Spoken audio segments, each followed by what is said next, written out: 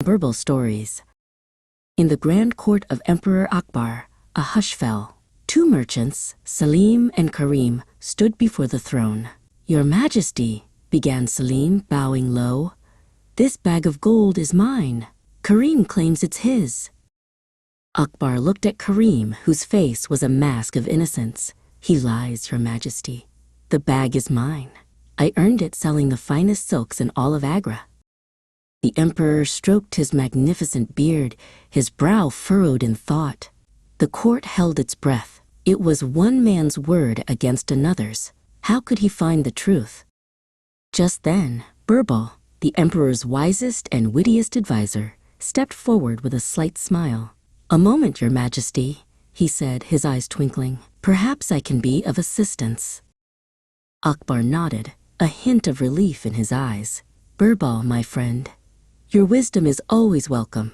Tell me, how do we solve this puzzle?" Birbal addressed the two merchants. "The solution is simple," he announced, his voice clear and calm. "We must ask the gold coins themselves who their true master is." A murmur of confusion rippled through the court. Salim and Karim exchanged bewildered glances. Ask the coins? Had the great Birbal finally lost his senses? Birbal requested a large pot of water be brought to the court. "Heat this water until it boils," he instructed a royal guard. The guard, though puzzled, hurried to obey.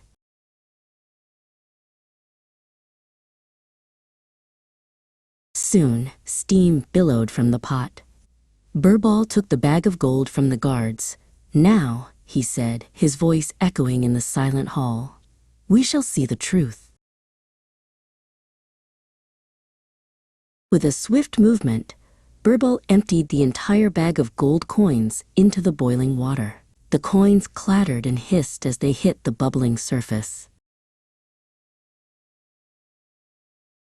The courtiers gasped. Akbar leaned forward, his eyes wide with curiosity. What was Birbal's plan? The merchants stared at the pot, their faces a mixture of shock and anxiety.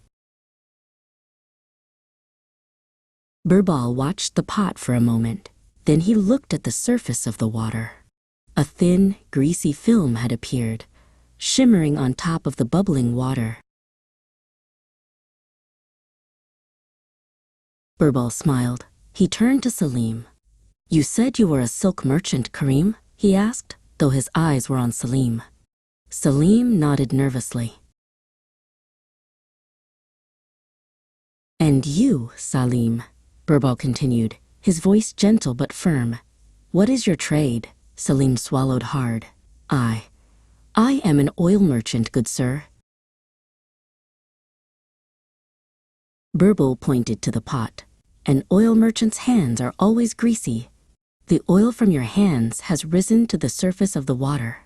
The coins have told us their story." Karim's face broke into a wide, relieved smile. He fell to his knees before the emperor. "He speaks the truth, Your Majesty. The gold is mine." Salim, however, had turned as pale as a ghost. His lie had been cleverly exposed. He couldn't deny the evidence floating right before his eyes. Emperor Akbar laughed, a deep, booming sound that filled the court. "Birbal, you have done it again. Your mind is as sharp as a diamond." He turned to the guards.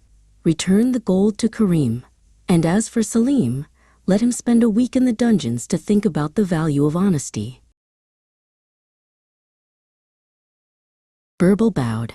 "Wisdom is not about knowing everything, Your Majesty," he said humbly. "It is about seeing the simple truths that hide in plain sight." The court erupted in applause for Birbal's cleverness and the emperor's fair judgment. Justice, served with a dash of wit, had won the day. And so, the tale of the oily coins became another legendary story of Akbar and Birbal, a reminder that the truth, no matter how well hidden, will always find a way to the surface.